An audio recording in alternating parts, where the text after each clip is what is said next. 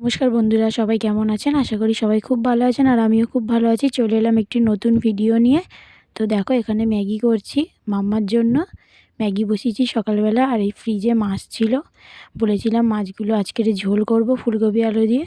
তো ওই জন্যই মাছটা ফ্রিজ থেকে বার করে নিলাম, নিয়ে একটু জলে ভিজিয়ে রাখবো, কারণ পুরো বরফ হয়ে গেছে এমনি শীতের সময়। তাছাড়া ডিপ ফ্রিজে রাখলে তো পুরো বরফ হয়ে যায়। আর এদিকে দেখো ম্যাগিটা হয়ে গেছে, একটা ডিম সেদ্ধও বসিয়ে দিয়েছি মাম্মার জন্য। এখানে সকালবেলা উঠেই বলছে, মাম্মা আমি ম্যাগি আর ডিম সেদ্ধ খাবো। তো অনেক দিন ওকে ম্যাগি দিইও নি, এমনি সবসময় দিই না, তো অনেক দিন দিইনি। তো ওই জন্য ভাবলাম তাহলে অনেক দিন পর খেতে চেয়েছে আজকে দিয়ে দিই। তো এখানে দেখো ডিমটা হাফ বয়েল করে নিয়েছি, ম্যাগিটা আগে খাইয়ে দিয়েছি, তারপরে ডিমটা খাইয়ে দিলাম। পড়তে পড়তেই ওকে ডিমটা খাইয়ে দিলাম, টিফিনটা করে দিলাম সকালে। তারপরে চলে এলাম এদিকে রান্নার দিকে। তো দেখো এখানে আমি প্রথমে কড়াটা বসিয়ে দিয়েছি। এবার কড়াই তেল দিয়ে মাছগুলো আস্তে আস্তে ভেজে নেবো আগে এক এক করে।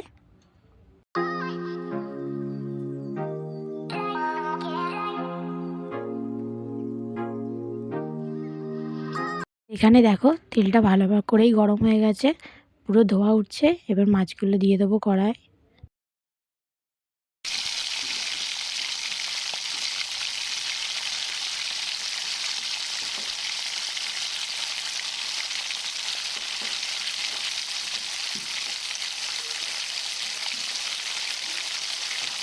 এখানে মাছগুলোকে ভালো করে লাল লাল করে কড়া কড়া করে ভেজে নিয়েছি।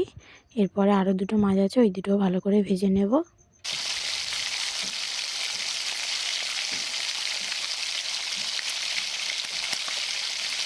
মাছগুলো আমার সব দেখলে ভাজা হয়ে গেছে। তো এবার আমি কড়াই একটু জিরে ফোড়ন দিয়ে আলু আর ফুলকপিটা দিয়ে দিলাম, ভালো করে লাল লাল করে ভাজা করে। আর এখানে দেখো বড়ি এনেছি, বড়িটা একটু এই অন্য কড়াই ভেজে নিলাম, কারণ বড়িটা ভাজতে ভুলে গেছিলাম। তো ওই জন্য বড়িটা পরে একটা অন্য কড়া বসিয়ে বড়িটা ভালো করে লাল লাল করে ভেজে নিলাম এখানে বড়িটাকে।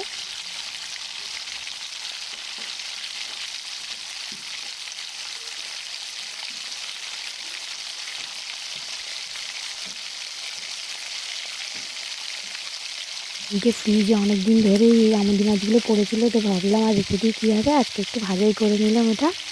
আজকে রান্না করছি ফুলকপি আলু বড়ি সব কিছু দিয়ে মাছের ঝোল, আর আমুদি মাছটা ভাজছি।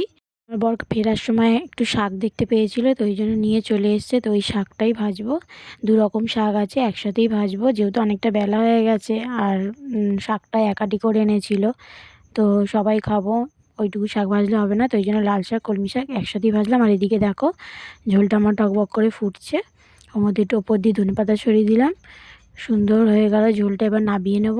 আর এই শীতে না আর একদিন শিম দিয়ে মাছের ঝোল খাবো। শিম দিয়ে এবছর মাছের ঝোল খাওয়াই হয়নি শীতে। তো তারপর দেখো শাকটা ভালো করে কেটে নিলাম, নিয়ে বেছে তারপরে কলে চলে এলাম ধোয়ার জন্য, কারণ যেহেতু লাল শাক আছে, আর লাল শাকে জানো প্রচুর বালি থাকে, ভালো করে না কষলে কষলে ধুলে পুরো কিচকিচ করে, একদম ভাত খাওয়া যায় না। আর আমি যখন প্রথম প্রথম রান্না শিখছি তখন আমি লাল শাক আমাকে ভাজতে দিয়েছিল, আর আমি কি করেছিলাম জানো তো, লাল শাক একবার ধুয়ে আর ভেজে দিয়েছি, তারপরে সেই লাল শাকে এত বালি যে কেউ খেতে পারেনি ভাত।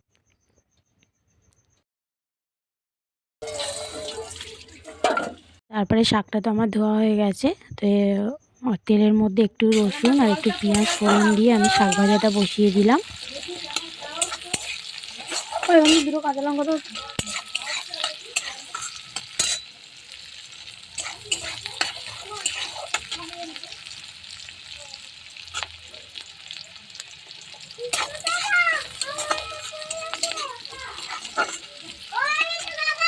শাকটা আমি দিয়ে দিয়েছি। তো দেখো শাক থেকে কত জল বেরিয়েছে, যারা বিক্রি করে এত জল দেয় শাকের মধ্যে যে কড়াই দিলেই ভর ভর করে খালি আগে এত জল বেরিয়ে যায়।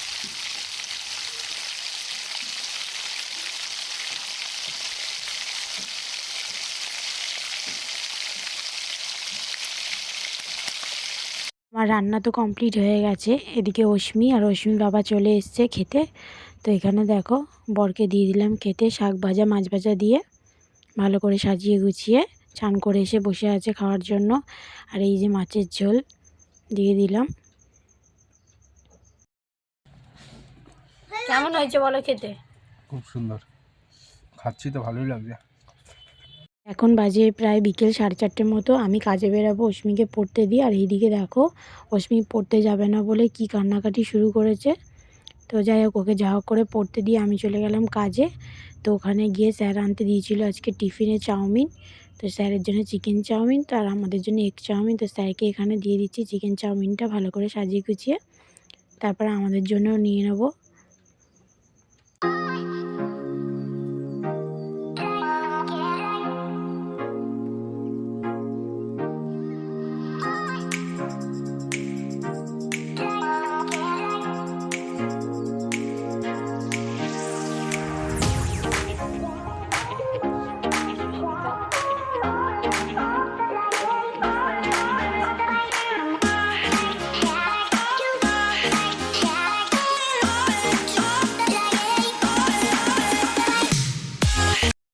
চাউমিন খেয়ে তারপরে চলে এলো গরম গরম চা আর বিস্কিট।